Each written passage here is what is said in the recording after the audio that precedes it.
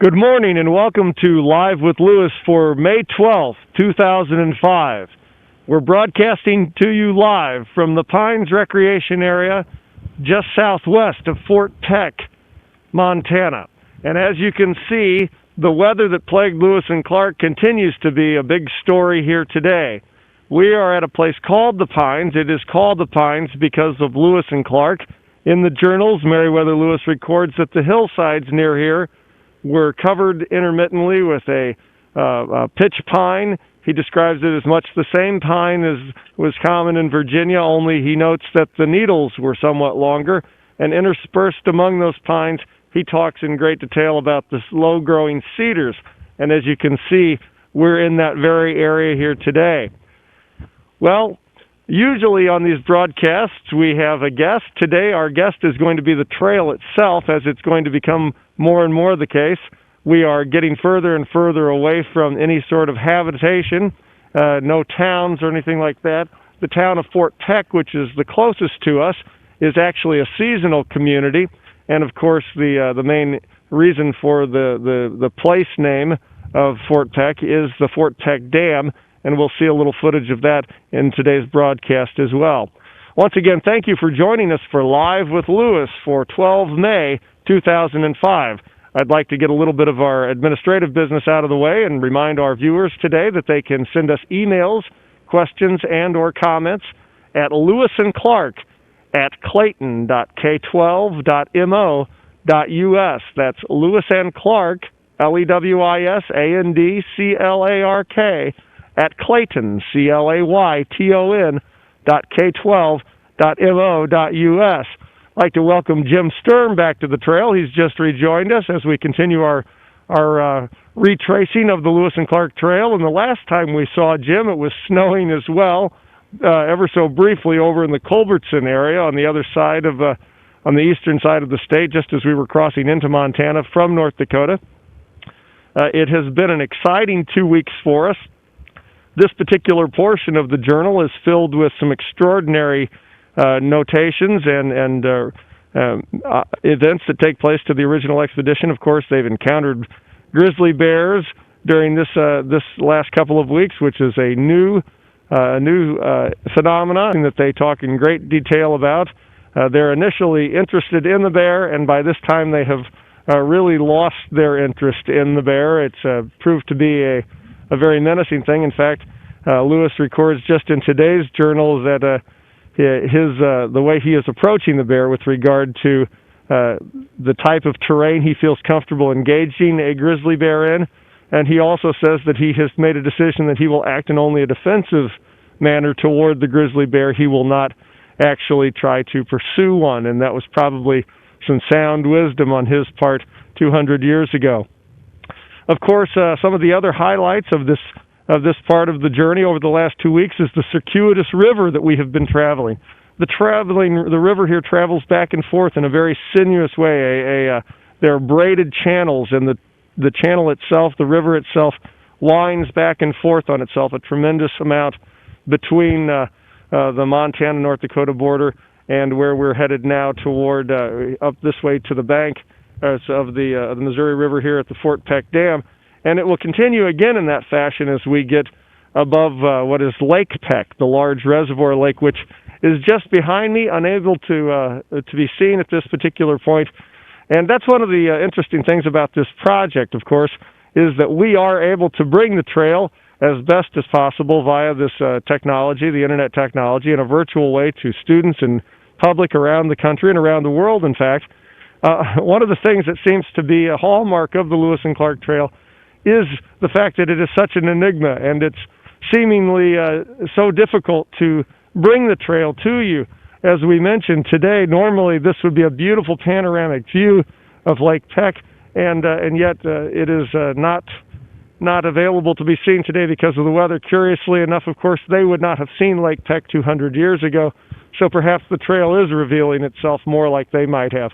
Of course, the weather continues to be a problem. The winds have blown very, very, very violently, as they're described in the journals, over this last 2 weeks.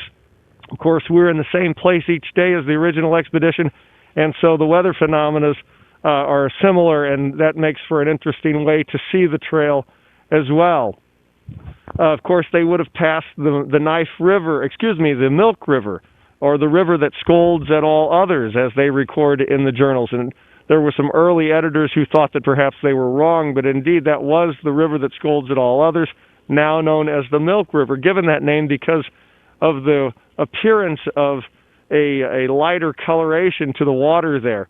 The Missouri River is becoming quite clear here, and where the Milk joins the Missouri River, it does appear, as described in the journals, as what tea or coffee might have looked like were that milky substance introduced into it. And of course, you can read much more about this in the original journals. And of course, I will expound on our travels in my own journals, which are available at our website, ali.apple.com/Lewis and Clark. In just a moment, we're going to take a look at some footage from the last 2 weeks, but I'd mention a few other highlights in the last 2 weeks' journal entries. Of course, the Milk River, and near the Milk River, they found the wild onions growing. Sacagawea was able to act as a native resource in that regard and show them foods that were edible. The wild licorice growing also in this area. And of course, maybe one of the more famous culinary entries in the journals, on May 9th, just a couple of days ago, they would have enjoyed the culinary offerings of Charbonneau, who made Boudin Blanc. And the making of Boudin Blanc is described in great detail in the journal. Of course, that's essentially a sausage, and it is a white sausage. It uses the liver of the animal, and it's described in great detail and was considered a delicacy, and the men certainly enjoyed that when they sampled Charbonneau's bill of fare 200 years ago. And in that regard, he proved himself at least valuable in some way. Of course, the Charbonneau was otherwise not considered the most valuable member of the expedition. He was something of a bumbler by their accounts. At any rate, in just a moment here, if Jim's ready, we're going to take a look at some of the footage of what's happened over the last 2 weeks. I would mention that right away in this piece of footage you're going to see a lot of Native American activity. 200 years ago, when Lewis and Clark passed through what is now western North Dakota and eastern Montana, in fact, the entire state of Montana, they did not have an encounter with any human beings after they left the Knife River area. And so as they passed what is now Montana, there was no interaction. However, it is the tradition of the Assiniboine Sioux, within their oral tradition, that they saw the expedition and that they purposely avoided contact for a multitude of reasons. One of the beauties of our trip today is the fact that we have been able to make contact with those folks. We spent a great deal of time on the Fort Peck reservation with the bands of the Dakota Sioux who remain in this area today, and of course the Assiniboine, and that is of course the Fort Peck Assiniboine/Sioux Indian Reservation. The Assiniboine, the Dakota Sioux, all the folks from Poplar and Wolf Point were just Fort Kip. These folks in Fraser, the communities along the way in the reservation were just tremendous to us. Particularly, I can't say enough about the people of Poplar, who opened their hearts and homes to us and made us feel so welcome. So we're going to take a look at this footage now and describe to you what's happened to us along the Lewis and Clark Trail for the last 2 weeks. And you'll hear some fine music from a drum group out of Browning, Montana, playing in the background in just a bit. And here you see we are April 29th through May 12th. And here we are leaving North Dakota, entering Montana, and getting ready to continue. Lee Gilbert and Lee Guthrie from Minnesota, the men who made our dugout, two of the men paddling with us here. And they spent a week or so paddling along. We missed them, and we send them our regards. We look forward to seeing them soon. They enjoyed themselves and certainly enjoyed having them. Here we are at the Culbertson Museum in Culbertson, Montana, and you see, like many of the museums in this area, the prize items tend to be agricultural or community-oriented, old school house bells, and some important items of farm equipment that played a part in the development of the community. And of course, this is a very rugged area. This is mostly cattle country, lots of farmers, trucks, and of course, along the Lewis and Clark Trail, never a shortage of dogs. And here's one dog that rode on the back of that truck all the time. As I mentioned, this is cattle country, and brands, family brands, ranch brands, are very, very popular. They're very, very important to this community, and of course they're displayed in a number of places along the way. Here you see a fence along the way by the museum that is adorned with the different brands that have been registered by families for 150 years or so out in this area, and that of course is an important legacy to these cattle communities. Morning, Mr. Mandrell. Here it is, the 30th of April. We've got a little quarter-inch of snow on the ground. And oh, that's not dust? No, that's not dust. Oh, my goodness. Yeah, happy May, huh? Happy May. And this is when Jim Sturm joined us last. And here we are, again, an agricultural community, a farming community. You see the large mud tracks on the wheels there of the irrigation system, and these sprayer nozzles that hang down because it is so dry here that when they irrigate, it's important that they irrigate near the surface level. And here we are again along the banks of the river where we paddled up to, and we're near Blair Station, and we're going to make our way now by foot. We've got, as you can see, some snow formed there, and so our next movement, rather than being by canoe here, was by foot, and we paddled up to Blair Station, which you can see there's no real, it's just a place on the map. There's not really anything there. And here is Bison along the Big Muddy Creek, which feeds into the Missouri River there.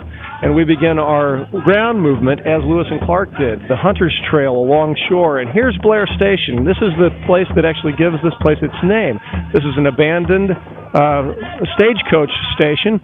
We had the opportunity to walk along and see this place and actually visit inside and see the remains of what was a very important place, the stagecoach station. There would have been horses kept here.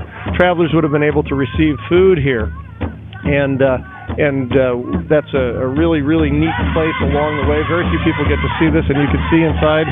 We're stopping long enough to have a chance to investigate, and you can see the notched logs here. And this would have been a place where probably a permanent resident would have been there, the station master, maybe his family, and then of course maybe some lodging, a place to get food and that sort of thing, and of course keep the horses watered and ready to switch teams as the stage went by. And here's some wild currants. These are currant bushes, which are very important to the local native diet, and they grow wild there. And we've seen the currant ever since we left the South Dakota area. And cemeteries are a predominant part of each little community, no matter how small it is. And here you see the family graveyard of the people who once inhabited this area and maintained the station, the Bauer family. And of course, this is where, for many generations, the Bauers and other extended members of the family, the members of the extended family, were buried. And here you see an early grave marker of a Susie Bauer in the late 19th century.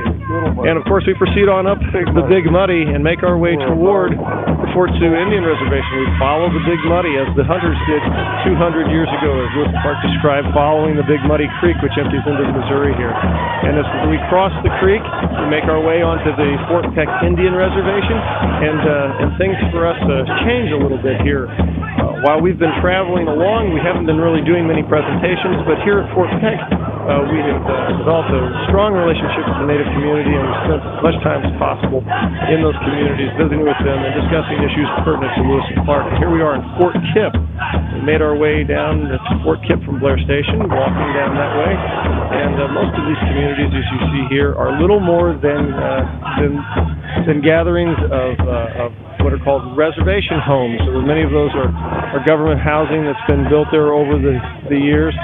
And you see there an old abandoned Presbyterian church. This is the Dakota Presbytery out here, and most of the Christian influence here was Presbyterian rather than Catholic, as we saw in South Dakota. There's some sandstone formations. Land formations, as you can see. It's just incredible. And as always, man's intervention. No matter where we go, we seem to run into the same sort of unfortunate sites such as this. Garbage, the ravines used as landfills, and sort of a reality of life in many places, unfortunately, and hopefully something that the next generation will do better with. No matter where we are in these outcroppings, we find beautiful, beautiful examples of nature. No matter where we are, they're just outcroppings of nature that continue to awe and inspire. And here's a very important thing. This is called Idle Rock. It's just west of Fort Kipp. And this is a marker rock. And you'll see on this rock hoof prints of horses and hoof prints of buffalo. These are carved in and they told the traveler how many days' ride it was to the buffalo. Here we are at the Sioux Presbyterian Church, and we visited this church the day before. We're getting ready to walk out of here, and this is Lewis and Clark Landing of May 1st, and we visited there with those folks on May 1st, Sunday, May 1st, and then that evening we actually enjoyed a sweat with a sweat lodge on the reservation. So we started and ended our day with a religious experience there, from Sioux to the sweat lodge, and now we're making our way from Sioux to Poplar, walking down the Indian Highway 1 there, which parallels Montana 2 on the reservation, and we encounter such things as large deposits of salt. This is not snow. These are alkali salts that continue to be pervasive, as they have been, but here you see it's actually several inches deep in some places where it has drifted like snow might have. On this particular day, on May 2nd, 200 years ago, the journals record them seeing these salt deposits. They describe the beautiful open plains around. They talk about the fact that they had been followed all day by an Indian dog. They talk about finding prayer ribbons tied. The hunters find scarlet cloth tied, and we ourselves find these ties along the way. And these are pieces of cloth tied in remembrance of a person who lost their life here in an automobile accident. So the native approach to religious practice is still the same. The long walk into Poplar, you see us approaching a place called Sproul here. And as I mentioned 200 years ago, they mentioned an Indian dog following them all day long, stealing their food. And finally, at the end of the day, they were so frustrated they shot the dog. Well, we shot the dog too, but we did it with cameras rather than weapons. And that dog did indeed follow us all the way, some 16 miles or so, or whatever it was, to Poplar that day. And it was kind of ironic, and we see the journals continuing to repeat themselves in strange and almost surreal ways. And here we are at the northern bend of the Missouri River at Poplar. At Brockton and Poplar is where the Missouri River is its most northerly point, where it most comes close to Canada. And here we are in Poplar, getting ready to spend several days and starting to establish a camp, greeted by a lot of local folks here who were happy to see us and share with us the story of the canoes. The canoes are a very important part. Here's a real neat thing. There's a big festival going on. They're setting up teepees on the Fort Peck Community College campus, and now you're about to see something, folks, that very few people will see, and that is the process of putting up a teepee. It's really neat. We're going to let you see this. It's sort of sped up here, but you'll get the basic idea of how a teepee goes up. Teepees are an incredible piece of engineering, really. They're in many ways the ideal mobile home. Indians could move across the plains with them, set them up very quickly. Their dogs and horses could carry them, and then the teepee poles themselves could create a travelway, and they could carry goods on them. But this very quickly assembles, and as you see, these folks are very, very practiced in it. They put the 3 main lodge poles up, and then they continue to encircle with additional poles. They paste off the 3 first poles by 6 long paces between them, and then after they put up the framework, they have some smoke flap poles with the canvas, or would have originally been hides, attached to it, and they're able to wrap that right around, and before you know it, you have a dry, warm, and very, very sturdy domicile, place to call home. And then we get back on the river, and here you see many of the shorebirds along the way. We've seen egrets and vipers and divers, and here you see, as in many cases, after the spring thaw, dead animals in the river. This is a cow that had fallen through the ice. Actually, I'm sorry, this was a buffalo. There are cows. This was actually a buffalo that had started to lose its hair. It had fallen through the ice in the winter and was unable to extract itself. And just the shorebirds are just so plentiful in this area. Really, we're starting to see so much fish life, and then some of the downsides as well. We don't know whether this was pesticide or from a hunter, but we did come across a dead bald eagle, and of course we informed the folks of the tribe where this eagle was, and they took charge of it and took it to the proper authorities. But eagles, of course, play an important part in Native American ceremonies, so they will probably be happy to have found that animal. And, of course, goose eggs. The original expedition talks in great detail about not being able to find the nests. We did find the nests of the goose egg, with the goose eggs in them. This was a beaver run. We had just missed a beaver there. He had just slipped away before I could get the camera out. And here's Bison enjoying rolling in something, probably a dead fish along the shore. and Randy Slow, one of the fellows traveling with us, cordelling horses, watching us from the distant shore. And you can see here we participate in a ceremonial flag raising for the event there. And of course, I'm continuing with my National Guard activities and talking to these local folks here in Montana about service in the Montana National Guard, as well as the role of the National Guard historically throughout our nation's history. A number of school presentations between Poplar and Elk Point gave us plenty to do here. And, of course, a very patriotic community. Many of the Native American communities who continue to send young men and women to the armed forces at a higher rate than any other group in the country, getting ready for their big powwow that took place here. And you see some of the young kids playing, and the night before the powwow getting ready for it. And we'll bring the audio up and let you hear a little bit of the powwow music.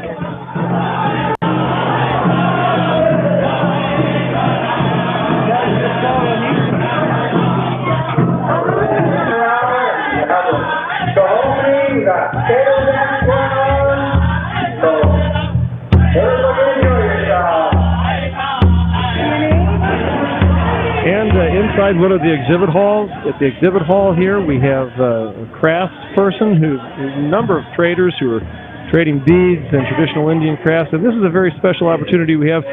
This whole interview is available at our archive site for this broadcast, but we'll let you hear what this one trader has to say about her beads. I'm Lucy Kerr, bead cap, West Fargo, North Dakota. Hi, Lucy. I was just wondering, you were talking earlier to me about the different trade beads. Could you explain to the audience what the different beads are as we go past them? Okay, this is the Millie Flora. It's a French name, but it just means, I don't know, many flowers or a million flowers. And this is the orange white heart. This is the trade bead. Most of the trade beads are anywhere from 200 to 300 years old.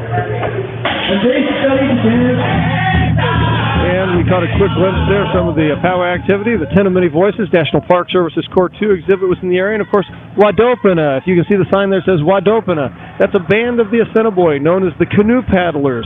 And so when we got here and told them we were canoe paddlers, they were very excited and shared a little bit of the story of their band of Assiniboine, which are the Nakota. They speak the Nakota Sioux dialect, the Assiniboine do. And here we are at the mouth of the Milk River. And there you can see the milky discharge where it comes out and meets the Missouri, and how prominent the difference between the two rivers is right there as we made our way up past there. And the wildlife, the waterfowl, just tremendous amount of animal life we're starting to see now.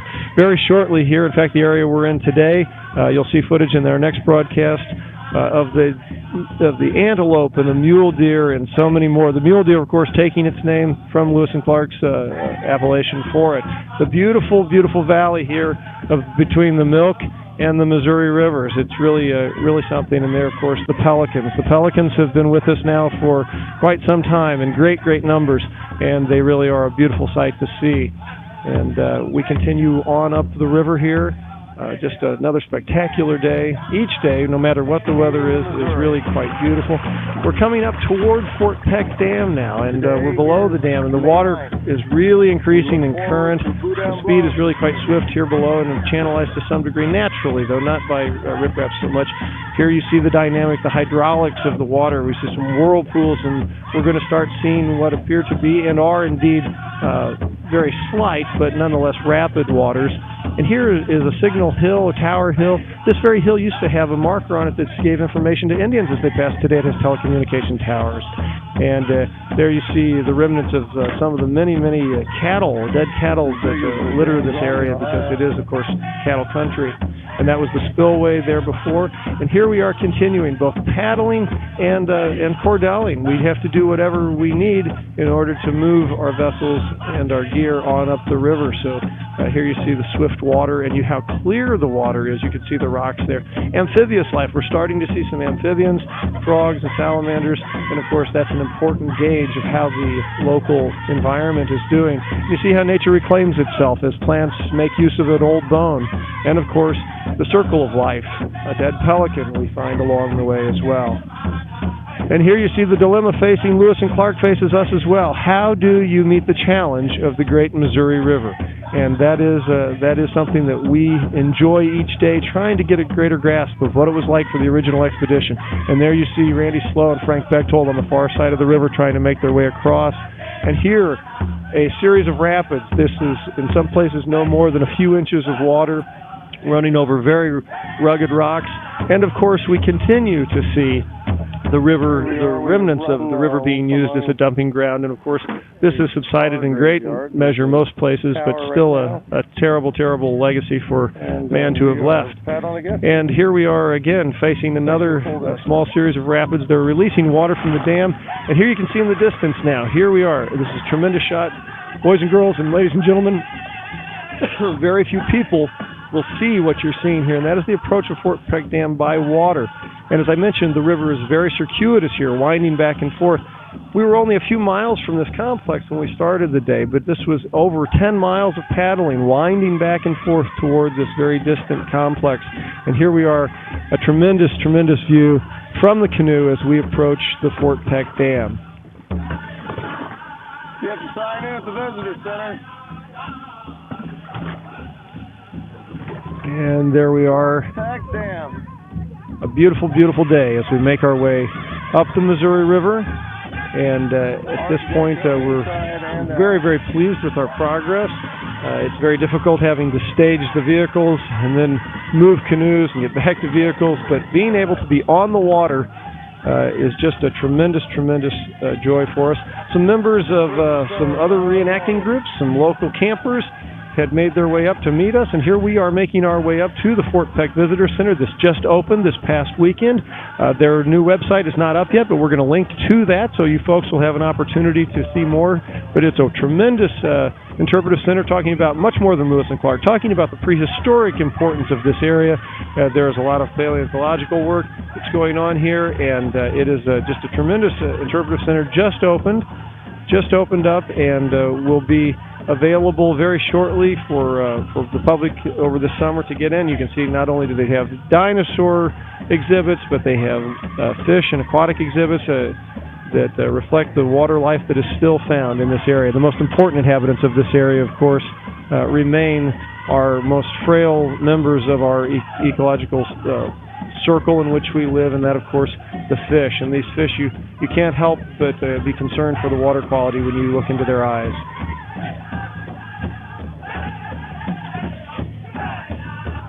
Quite a disarming shot there, and here we are with the dinosaurs inside. We're making our way back out, and there you see the dam complex itself. As I mentioned, moving vehicles, it's very difficult. We actually, because of how great the distances are here, we actually paddled back 10 miles to our vehicles. It was actually quicker than moving back to where the vehicles were by road, and it only took us 3 hours to get back by water, and it probably would have taken us every bit of that plus gasoline. And here you see the wildlife continuing, the red-winged blackbird, which is so prominent throughout the country, and of course how the landscape now is changing, the greasewood and the sage and the very, very stark grounds. We leave the reservation, make our way up past Nashua, and ultimately to the Fort Peck Dam complex. And as you can see, the terrain is much different here, very stark. An absence of trees. Many of the cottonwood bottoms that we had seen have gone away, and that's where we're headed, out there onto Fort Peck. That's where we're located today, at the Pines, on the other side of that shot there.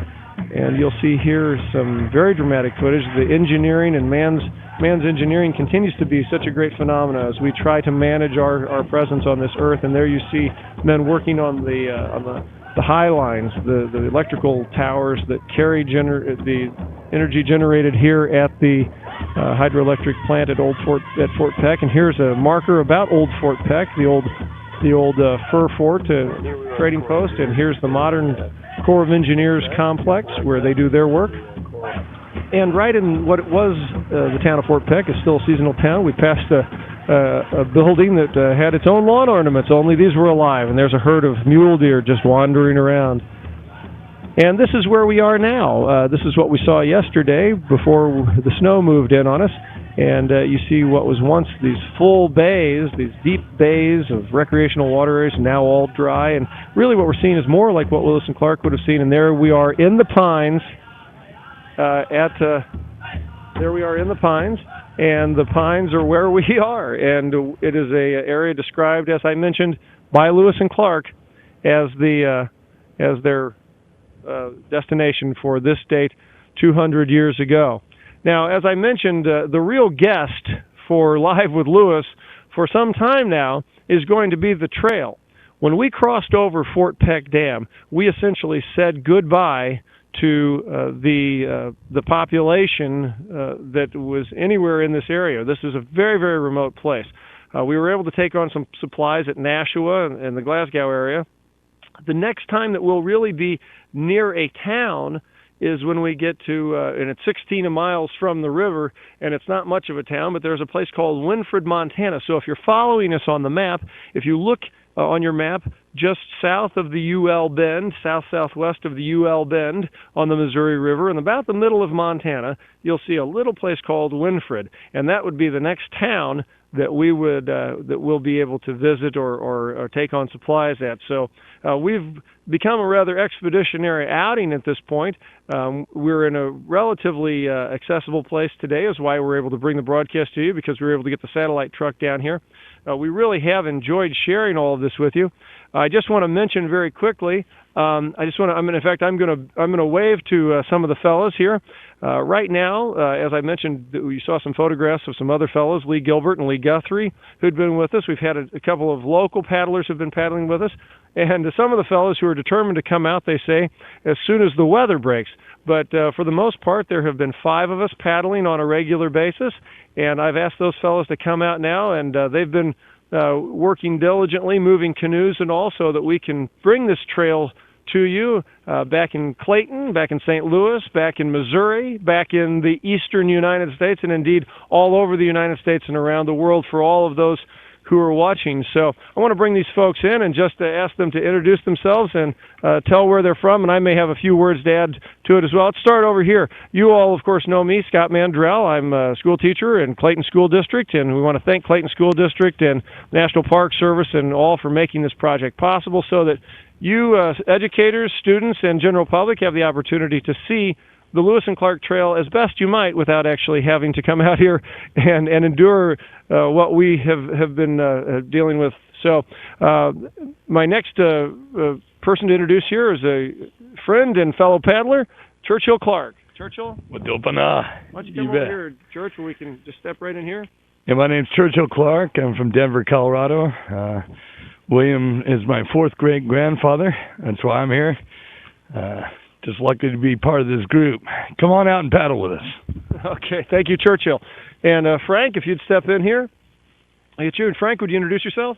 Frank Bechtel from Taylor, Michigan. I'm one of the paddlers. I'm having the time of my life. Okay. And Frank's our NC. He's our top sergeant. He keeps us going in the morning if we don't want to motivate. He's the first one out of bed and always gets us up and back in the canoes. Jay? My name's Jay Rodkin, Indianapolis, Indiana, and I'd like to say hello to all the plumbers and steam fitters, Local 440 out there in the world. Excellent. And if anything goes wrong, Jay can fix it, or at least make us believe he can. And also right here. Hi, my name is Randy Slow, and I'm from Wood River, Illinois, which you've heard about from the journals, I'm sure. And I'm here so that Frank can teach me how to paddle one of these canoes. Great. Well, listen, these guys have been working diligently for weeks now so that we can travel as closely as possible the Lewis and Clark Trail, which, of course, is the river. The Missouri River is the Lewis and Clark Trail. And ladies and gentlemen, boys and girls, teachers and students, you have been able to join us now for going on 2 years along some of the most beautiful and scenic parts of our country, the corridor that is the Lewis and Clark Trail. What's very, very exciting is this next region we're going to be passing through for the next several months. For you teachers who are going to be saying goodbye to your students for the summer, I'd encourage you to continue to check out our broadcast, to access our archived broadcast. Of course, send any questions and comments to Lewis and Clark at clayton.k12.mo.us. Jim, do we have any messages right now? We don't. Evidently, that 90-degree balmy weather we heard about back in St. Louis is driving everyone outside for classes today. At any rate, we thank you so much for joining us. Coming to you from the Pines, about 25 miles southwest from Fort Peck, Montana, we are 5 men and a dog. On behalf of the Clayton School District, thank you for joining us for Live with Lewis for 12 May 2005. Until we see you again, we proceed on. Merry Christmas.